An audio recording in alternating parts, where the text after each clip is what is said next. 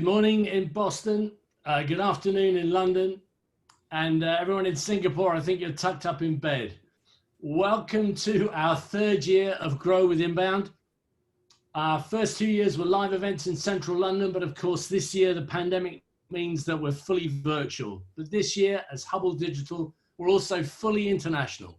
We started the day in the UK with Shahid Nizami in his office at SingSpot in Singapore.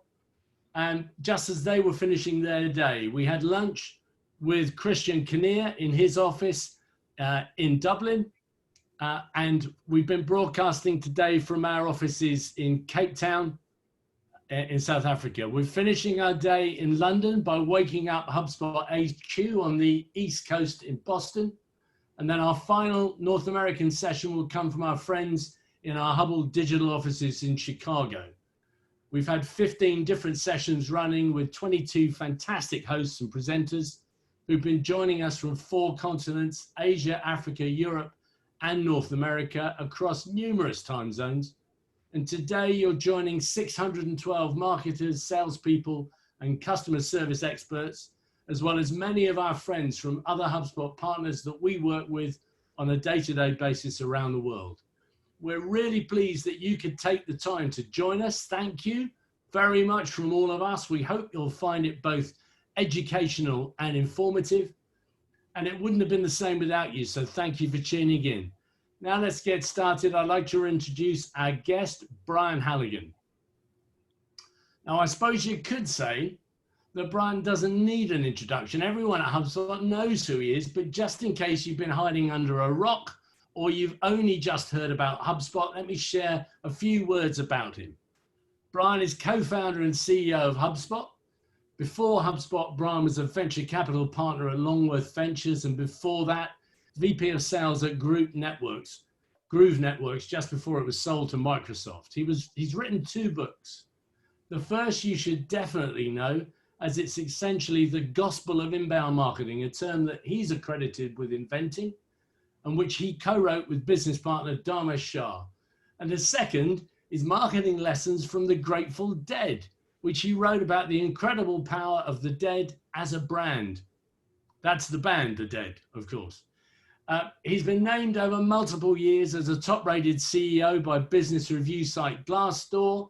He's also listed as a top 5 best CEO of large companies in 2018, top 5 best CEOs for women and diversity in 2018. He's an MBA from MIT's Sloan School of Management, where he now teaches as a senior lecturer, covering great topics like scaling entrepreneurial ventures.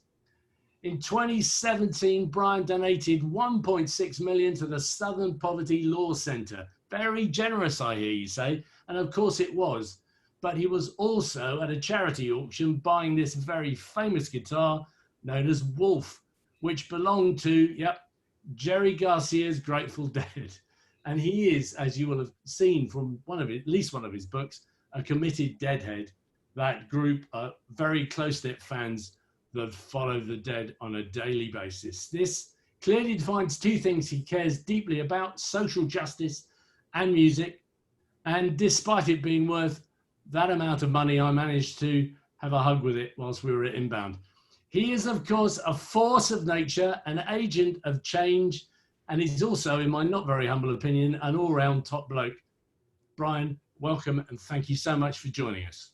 Thank you for having me, Bob. I don't think everyone's ever referred to me as a top bloke before. I appreciate it. I'm sure they do. I'm sure they do. Is that better than a bottom bloke? Most certainly. Okay. Most certainly. However, I've kept back 2 slides from that intro because I thought it might be appropriate to ask you for a little bit of further explanation. We managed to acquire them from sources which I can't divulge, but thanks, Alison. Just tell us what these guys mean to you.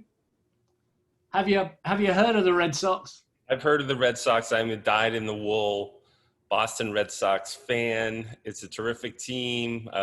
I've been a fan of the Boston Red Sox since I was 6 years old, and they are absolutely terrible this year. They're a bottom bloke this year. Oh, but boy. I still watch them. I still love them. They'll be back. I'm sorry. I'm sorry to hear that. And I wasn't trying to Yeah. poke a finger in a wound there. I've got one more shot that you might like to tell us about. This is a couple of friends of yours, I think, tucked in here. Yep. Would you care to explain where you are, what's going on here? This is a picture of obviously myself and my dog Romeo. And this is JD Sherman, a mutual friend of ours. He used to be the COO of HubSpot, and he's decided to take the summer off and play golf and have fun and find his own CEO gig. And we're really good friends. And I had him over and Romeo for smoked ribs. And so my favorite thing to cook is ribs. And I cook them. You can see over JD's shoulder a little green thing with a timer with a thermometer on it. That's called a green egg, and it's a really, really good quality smoker. And so I smoked up some ribs for us. It was delicious. Very nice. Of course, the important one in there is Romeo. We tried to book him, but his agent said he was just way too expensive. In fact, today, well, I've been hanging out on Cape Cod through COVID and really haven't moved much. But today I'm in Boston, where my main residence is. I haven't been here in a long, long time. I just came in last night. And I'm here because Romeo's getting his hair cut. I'm getting my hair cut. And then I've got to go to the dentist and go to the dermatologist. So very, very important visit to Boston today. And Romeo is at the spa. Nice to know.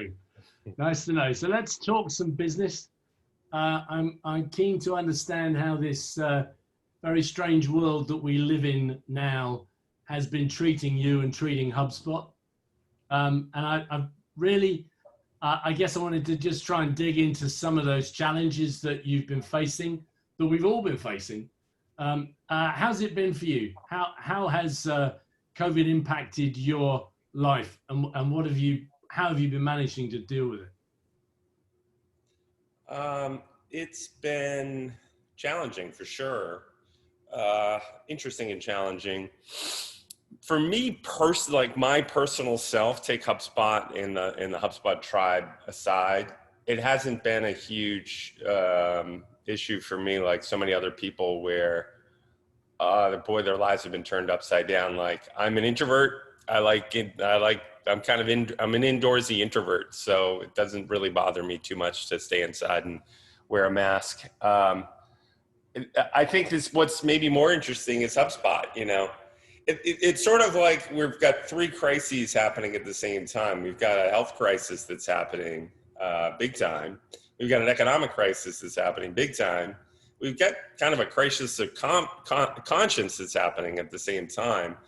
And the thing that's interesting about these crises is they don't not only impact all of us personally, but boy, do they impact our businesses. And as the CEO myself and as the CEO yourself, it's really impacted our employees, our partners, and our customers. And we've had to do a lot of things to adjust and to try to find our new normal in these strange times. You travel normally quite a bit. Yep. How have you been coping with not traveling? I don't miss that one bit. I travel a lot. I go to Dublin a fair amount. I go to London once in a while. I go to San Francisco a ton. I do not miss flying around and don't miss hotels, don't miss airplanes. I find that I'm on Zoom all day and I'm on Slack all day, and it doesn't bother me. I don't get Zoom fatigue. I don't feel like I've missed much personally in terms of my engagement with our partners and our customers and our employees. I miss sort of bumping into people in the hallway at HubSpot, but I'm more efficient in a lot of ways. I don't commute anymore. There's no time between meetings. I have more time in my calendar to do more stuff because I'm not flying all over the place. So in some ways, I kind of look at HubSpot and some of our employees have become much more efficient. I think I've been much more efficient. Other employees have become much less. Like, let's say you're a single mom with 3 kids at home that you've got to homeschool essentially. You're really not efficient at all at this point, even if you found your new normal. So I'm on sort of the plus side of that personally. Do you have any tips for dealing with that kind of work to not work balance? I was going to say, I didn't want to say work life. It's really around the fact that we're all working from home, and the delineation therefore between going to work and coming back again, it's quite tough. It's very easy to just continue to work, I think. I think it is too. I get tired at the end of the day. You know, I'll be on 17 Zooms today. And so if I had 17 meetings live or on Zoom, I'd be tired. So by 6:30, I'm knackered. You know, I'm ready for a cold beer and put my feet up and have some dinner. And, you know, I'm a little tired. So I'm okay with shutting it down a little bit. I would also say that HubSpot and I were moving towards a remote world before all this. Remote was our third biggest office and was a big initiative for us coming into this year. And so I was working from home a couple days a week. My co-founder, Dharmesh, was working from home probably 4 days a week. So we're starting to get into that flow. I'd say the one simple hack we had done prior to COVID that helped us get ready for it was I had hired some folks on my direct team that weren't based in Cambridge, Massachusetts. And so what I had noticed is when I was in a meeting with my team, and let's say there were 6 of us live and 1 on Zoom, that person on Zoom had a hard time getting into the darn meeting and the flow of the discussion. So I started playing a best practice, I think, of if anyone is remote, we're all going to be remote. So I just started saying, hey, if anyone's remote in this meeting, I'm going to stay at my desk and I'm going to Zoom into the meeting. And so we were starting to get ready and we were heading in that direction. We've obviously had to go a lot faster. Apart from HubSpot, what other tech do you use day to day to help you? Zoom, by the sound of it? Yeah, I almost never use the telephone. Like, can't remember the last time I had a ye old phone call. I've completely replaced it with Zoom. Somebody asked me a question on Twitter the other day. They say, how long do you wait around if someone's late for Zoom? I'd ask you that question, Bob. So if you're having a Zoom, how long will you wait around for them? Well, yes, tricky. That's a real tricky question. A few minutes. My thing is I wait a long time because when I'm on Zoom, I can do all kinds of other stuff. Whereas I'm on the phone, you know, I don't want to wait. It's like, so I'm kind of off the phone on Zoom. I'm pretty off email on Slack. You know, I've sort of embraced Slack as the way to communicate with the team. Oh, you have? That's been helpful. The other thing that's happened that's changed for me is I joined a CEO group. And so there's about 15 tech CEOs in this group with great companies like Zoom and Slack and terrific companies, Box, you name it. And they're all public companies, SaaS companies between, 5 billion market cap and 100, sort of that next tier down from the giants. And we talk once a week, every Thursday night for an hour. And it's a little bit of couch time, a little misery loves company, but it's also like best practices sharing, like, how are you dealing with COVID? How are you dealing with the health of your employees? How are you dealing with your partners? How are you dealing with your customers? How are you dealing with Black Lives Matter? All this stuff bubbles up. And, when you go to business school, there's no playbook for, W-shaped economic recoveries. There's no playbook in business school for woke leadership. There's no playbook for this stuff. So, we're kind of making it up as we go along and trying to create best practices amongst each other. That's been very, very helpful for me. Here's the other thing I would say about these times. For me personally, I don't know if it's the same for you, but I kind of have a dial, and I have a peacetime dial and a wartime dial. My peacetime dial, I'm relatively bottoms up. I let decisions sort of percolate. I let decisions sort of foment, and decisions take a long time, and I'm relatively transparent. In wartime, decisions that would have taken months, we make in hours very quickly, and I'll make the decision. I'll just decide.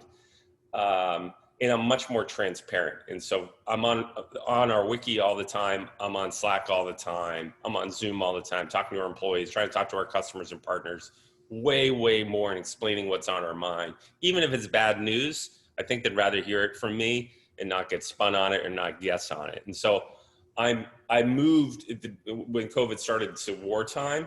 I'm starting to, it's the wartime. We've sort of dialed in right now.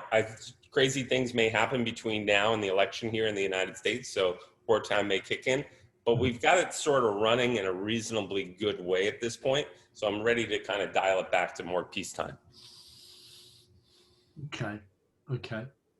What long-lasting effects do you think this is going to have on our business, on Yeah. the way that HubSpot deals with its customers?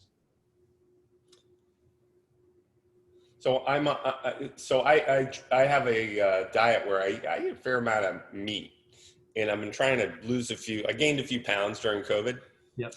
and I'm trying to move down the kind of food chain from, I think it was a lot of meat to a lot of meat, but some vegetables on the plate, to a lot of vegetables on the plate with a little bit of meat, to, all non-meat, and sort of slide down that food chain. I think you're seeing, you got companies who all of their interactions with their prospects and customers are kind of hand-to-hand combat. They're like human to human. If you want to talk to the company, you have to talk to a human effectively. And then you kind of slide one step down, and it's mostly human to human, but computers make them much more efficient. And then you slide down one step forward. Oh, actually, most of the interaction with your prospects and customers are actually with computers, and humans make those computers more efficient. And you slide all the way down in your Google, and you really can't talk to a human at Google. I think what's happening is people are sliding down that food chain. And I think everyone's been planning on doing this from my perspective for a long time. And we've been talking about inbound and flywheel and all this stuff for a long time. We're basically digitizing your go-to-market.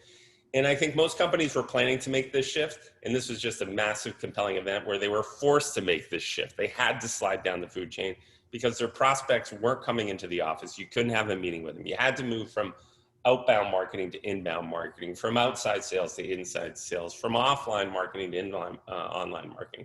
I just think it moved, the stuff that would have happened over the next 3-4 years up to the last 6 months. And I think it's kind of here to stay.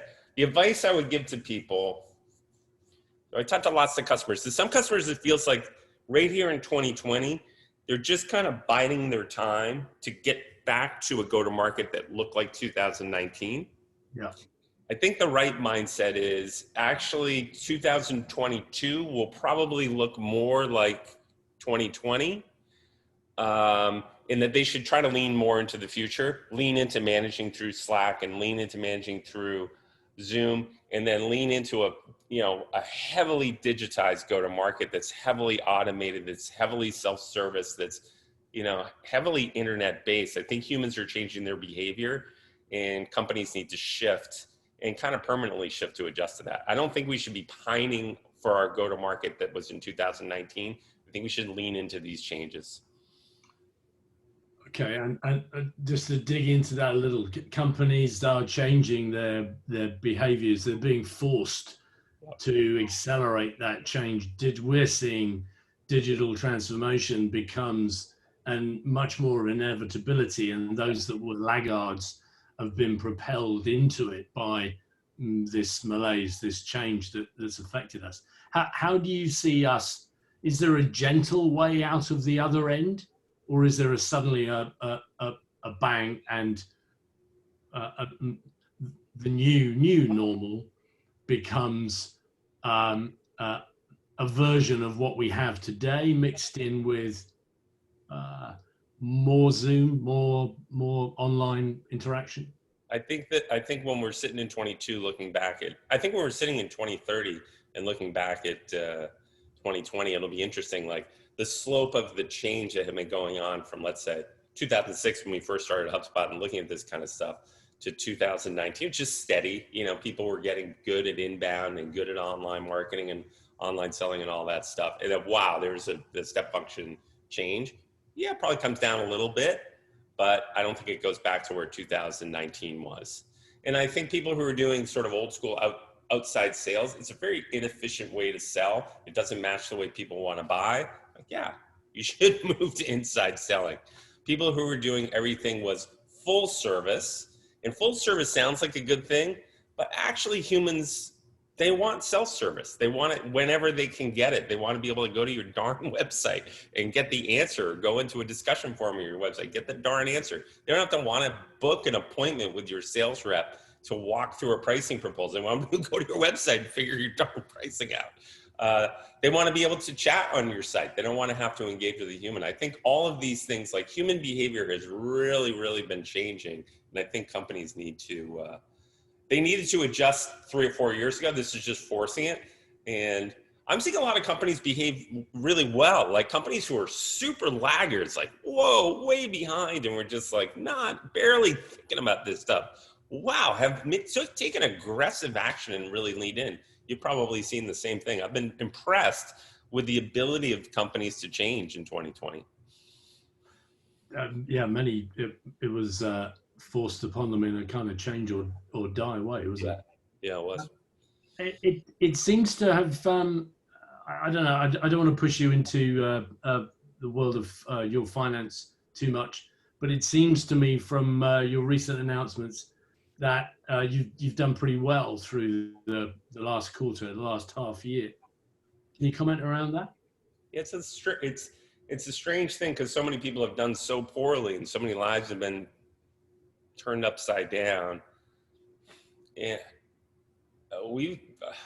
well, initially when it happened, Bob, between March and May, it was a massive headwind to our business. Like cancellations were up, downgrades were up, new sales had really dried up. And then starting around June, it started to turn. It's hard for me to talk about what's happening at the moment, but yeah, we started to see the winds really shift, like a 180 shift, and started to get a tailwind from COVID over the last, or between June and July is what we told investors. It started to really shift. It kind of makes sense, for all the reasons we just talked about. People need to get to completely digitize their online marketing and selling. They need to digitize that stuff. And HubSpot's been, we built a platform for that. In fact, when all this first started, we got together with our engineering team. We're like, all right, this is all happening. What changes do we need to make to our product to help our customers sort of deal with this? We kind of went through the roadmap, and it's like, we kind of built the perfect platform for this type of a thing. And so we didn't change, we changed some packaging stuff to make it easier on our customers and our prospect to, survive through this thing, but we didn't change our roadmap or our product line. Like, it's sort of ideally suited, for better or worse, it's ideally suited to these times. So I just got a reminder flashed up, which I need to say to our watching audience. We'd love to have some questions. If you're keen to put anything forward to Brian, please use the chat pane and pop some questions in there, and they will magically appear up here in front of me on my screen. Just maybe take a little leap across and talk for a moment about upcoming events. We're pretty close to we should have had inbound already. We're pretty close to the virtual event coming up on the 22nd, 23rd. Can you tell, rather than digging and diving and pushing you into the product, tell us about the event? What can we expect? Have you missed the build-up that you normally have for your on-stage antics? Not at all. Not at all. I dread my presentation every year. It's a tremendous amount of work to prepare for it. And I just take the pressure on for that presentation in front of all those people. And I get people say they don't notice this, but I am very, very anxious up there. I do not enjoy the 45 minutes I'm on stage. I feel like it's a very unnatural act for a human being to stand in front of that many people and start talking. So I'm delighted we're doing it virtually. And there's a bunch of benefits to doing it virtually. One is we can record Dharmesh and I's presentation, and we can do, take one, action, and then take 74, action. And so, it takes a little longer, but it's a lot easier on the two of us. And we did something pretty creative, I think, for our keynote, Dharmesh and I, and we brought our product lead into it. I think people are really going to like it. We have a really original way of doing our keynote this year that's unique and fun, and I hope people like it. The other kind of benefit to the conference is people can come in from all over the world. Like, it's pretty hard and expensive for someone to fly all the way from Singapore to Cambridge. It's a big endeavor. Now we've got programming that's going to be sort of kind of around the clock. We've got some programming built in for Asia, for example, and Europe. So we got the time zones better matched. And so people kind of from all over the world can come. It'll be more of a global event. That's a big benefit. Same thing for the speakers. A lot of times it's like hard to get a speaker. Like we were trying to get Bob Iger, the chairman of Disney, who's a really sharp guy. I read his book, really liked his book. And he did kind of hem and haw. He wasn't sure he wanted to do it. But now it's virtually. It's like, hey, I can sit in my house in Malibu and do the thing. So we got him to speak. It's a lot easier of an ask. The thing that I think we'll see, but I think the team's done an excellent job of recreating the content. And I think they'll do an excellent job in recreating the community around inbound. Like one of the things we always hear that people like about inbound is they connect with like-minded people, like really thoughtful SEO people connect with really thoughtful SEO people, really thoughtful people about Instagram and B2B connect. It's like these communities of people, really thoughtful revenue operations people are connecting together.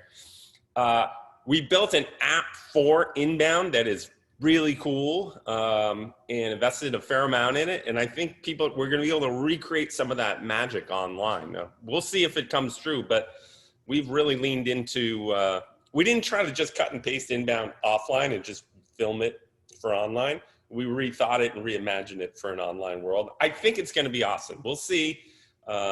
The measurement for us of whether it's awesome is we ask all the attendees to fill out a net promoter survey at the end, and we measure year to year. And so I'm very, very curious to see how we do. I think it's going to be really good though. Talking of excitement, we just there was one question that just popped up from somebody called Aidan O'Leary. Oh, I yes. recognize that name. It said, will there be virtual dad dancing? There will not be an virtual important dad question. dancing. There may be some dad jokes. Dharmesh has a couple dad jokes up his sleeve, but no dad dancing. Good to hear. Good to hear.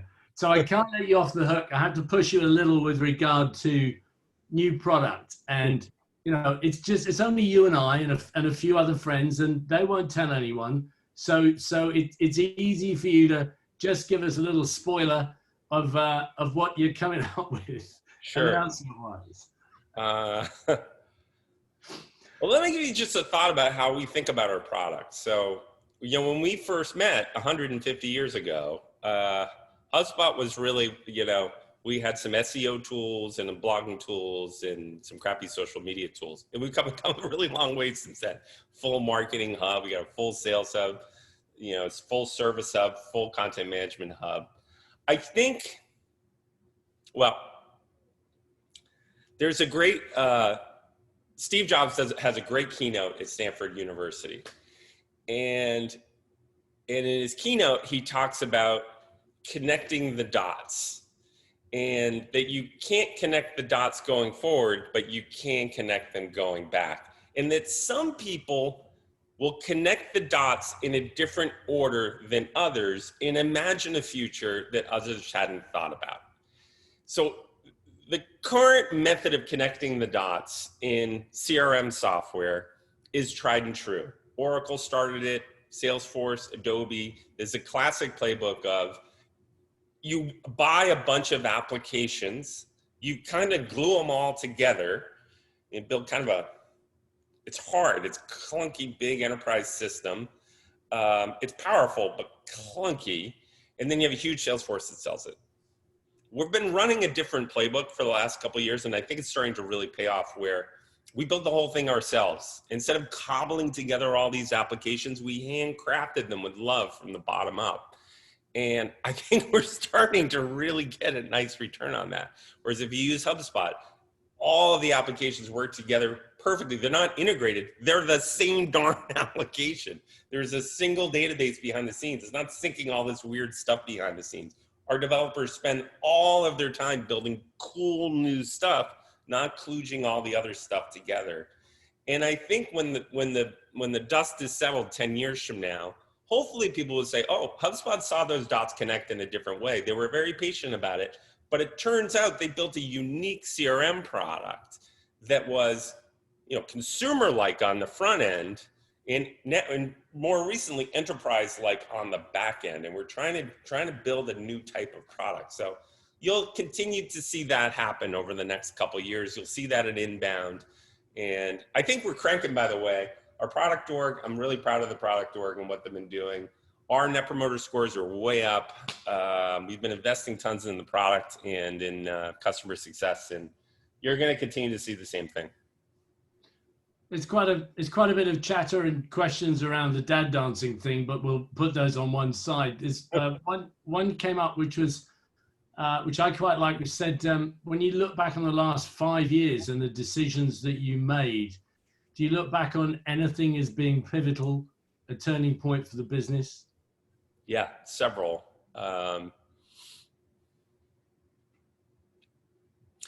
We're in an interesting industry. It's very competitive, and all industries are competitive now. And I think you just can't sit still.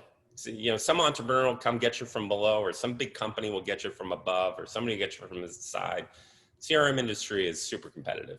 And so we have always had the attitude of not being afraid to kind of take one step back to hopefully take 3 or 4 steps forward. And we've done that a bunch of times. One step back was, marketing is where we started, and it's a great industry, and it's big enough to build a big company. But the real arbitrage opportunity in the internet isn't just about generating leads using inbound. It's about creating these awesome end-to-end experiences. And so we said, all right, let's shift from being a marketing software company to be a CRM platform. And that's been a long journey. We're still not done with the journey. It's really paying off. We made a big step.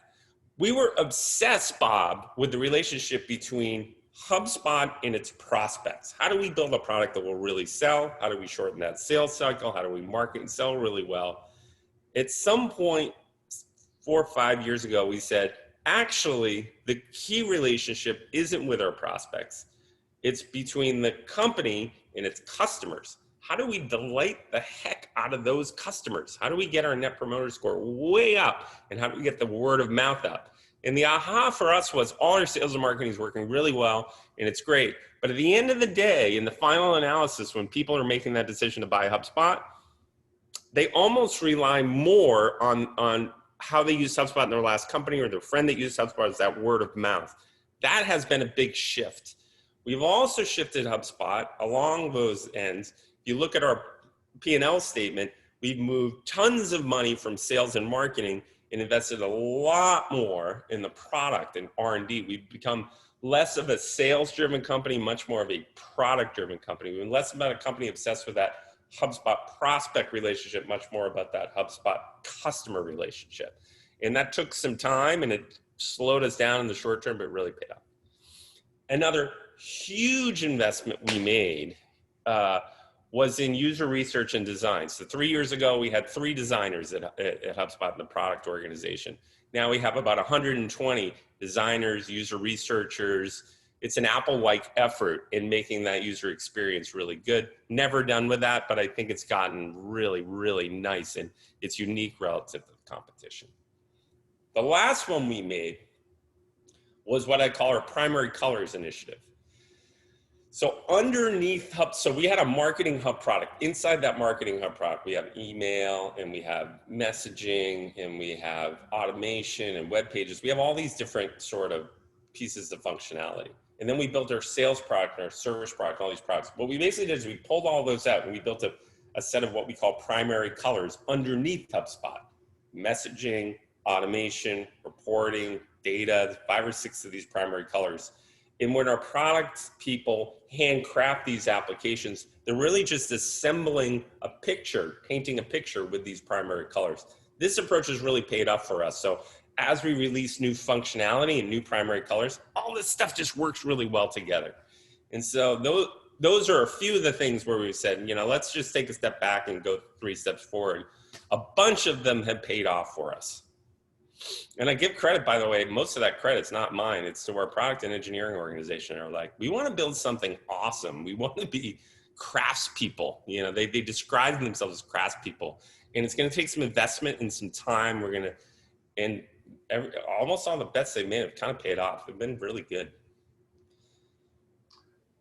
So just there's a question came up with regard to being a CEO of a New York Stock Exchange listed company. What's the best bit about it? What's the worst bit about it? Does it impact you in a day-to-day? Does it get you the best table in the restaurant? No, no, definitely not. No one gives a crap about that. I will say, I forget when we went public 5 years ago or something. Everyone said, "Oh, you don't want to go public. It's hard. You're a CEO. You're going to have to be quarterly driven, very short-term focused, and it's going to be awful and scrutiny and blah, blah, blah, blah, blah." I haven't found that to be the case. And I've found that public investors are more patient than you might imagine. People read about how quarterly driven and short-term driven you have to be. I found that if we paint a picture to our big investors, they listen to the big picture and they make an investment, they'll not always, but they'll generally hold and wait for that return to happen. And when I see big investors, it's like, you know, Fidelity and Capital Group and these giant pools of T. Rowe Price, $1 trillion of capital, that they have to be patient almost by definition. They can't move in and out of things. It messes the dynamics up. And so I think they've been more rational and reasonable than I expected. I also think, for better or worse, founders get more latitude as CEOs than hired gun CEOs. I just think it's like, I don't know why, and I'm not sure we deserve it, but I think that a founder will get a little more latitude on stuff. Like, well, let's give him a shot. You know, he's got a vision. Maybe it'll turn out. And I think they're just a little more confident that the founder can pull it off. I don't know if empirically that would prove out, but for some reason, I think that's the case. And so far, it's been good. I like it. You know, big investors, we get to know them a little bit, and they're reasonable folks, and they're thoughtful, and you'll meet with them. They'll challenge you on something, and, you know, we get good ideas from them sometimes. So what creates your stress? What keeps you up at night? You. Well, me, not personally, but as in partners and customers? No. I don't know that that's it. I have a fair amount of stress. We have this sort of mission where we want to help millions of companies grow better. We want to build a company our grandkids will be proud of. And it just still feels like we're pretty early on that path, and there's so much more work to do on that path. And that there's economic headwinds and all these headwinds happening. There's competitive headwinds and like lots of competition. And it's just like, the thing that kind of stinks about being CEO of HubSpot or in this industry is you can't relax. You can't just be like, hey, I'm going to take a couple months off. I'm just going to like chill out and it'll be fine. Stuff changes and moves fast. And so there's not really time to sit back and like take it all in. And yeah, it's just constant paranoia and constantly you got to innovate and constant push forward. And if I sit back, I feel like everyone will sit back. So advice. We're rushing up on the end of our session. That kind of just flew by. But maybe you could just offer a few words of advice to those listening here who are considering their business plans, their marketing plans, their sales plans. Is this somewhere that you would have them focus their activities, focus their actions for best return at this stage? Yeah. Sage words I'm looking for. What was that last part? Sage words of advice. Oh, I don't know if they're sage.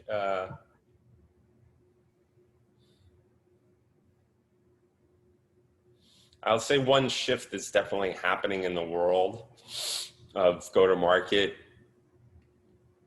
is more and more people we have these ops people inside of HubSpot and sales ops and whatnot, and they're kind of technical marketers, sellers, kind of in between people.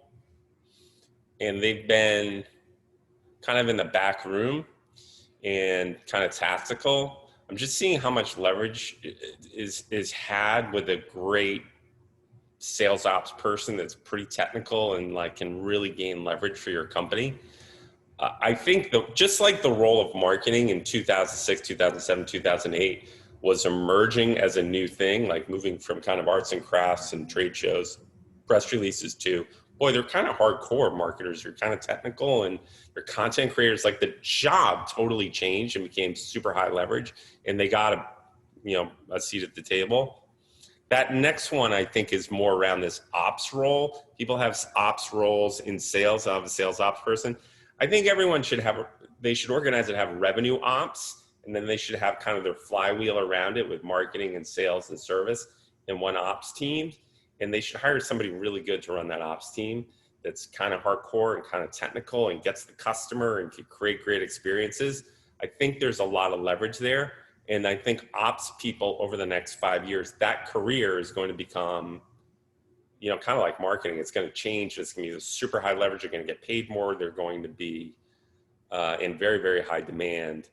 And that would be advice. Like if you're a CEO or a chief revenue officer, get serious about that group. If you're a marketer or a seller or one of these folks like, doing real work, think about that as a career. I would also centralize it. And I think you'll look 4 or 5 years from now, that revenue ops industry is going to be a huge industry and a really high leverage industry. So that's one kind of meta trend I see beyond the obvious stuff of do everything online. That's great. We're running up on right on the end of time. I just wondered if there's anything else you have, anything else you wanted to add? No, I would just say be good to each other. It's a trying time, and you don't know your employee or your partner, your customer, person on the other end of the Zoom, maybe going through friggin' hell on the other side. Be kind to each other and be flexible in this period. There'll be time to be hardcore in a few months, but this is a time to be generous with your employees and flexible with your employees and caring with your employees. And I would just say, give people some love, give them some encouragement. Like if someone's done a good job, like be the cheerleader. We need a little of that. People are probably a little blue and a little down, and they need a little bolt of energy and they need a little positive encouragement right now to help them get through the day. Thank you very much. That's been a fantastic session. I've really enjoyed that very much. I'm so pleased that so many of you have stayed with us through that full session. And those of you that have, we're going to pop up a little competition screen here, which will let you win some Apple AirPod Pros. All we need you to do is to post onto LinkedIn little takeaways, something that you found interesting in the session we've had or any of the other sessions today. And please include hashtag Grow20, so we'll be able to track you and we'll pick a winner from those posts over the next few days. In the meantime, all I can say, Brian, is thank you so much for joining us. I really appreciate you taking time out to come and chat with us. Everybody else out there, there are some more sessions coming up. My very good friend, Dan Golden, is going to be talking about the future of search. That's a session not to be missed if you can. And enterprise companies, they're using HubSpot Service Hub. Find out some more about how they're using it and what a difference it's making for their businesses. Thank you, Brian. Thank you, everybody, for joining us. Stay safe. Great to see you. Thank you.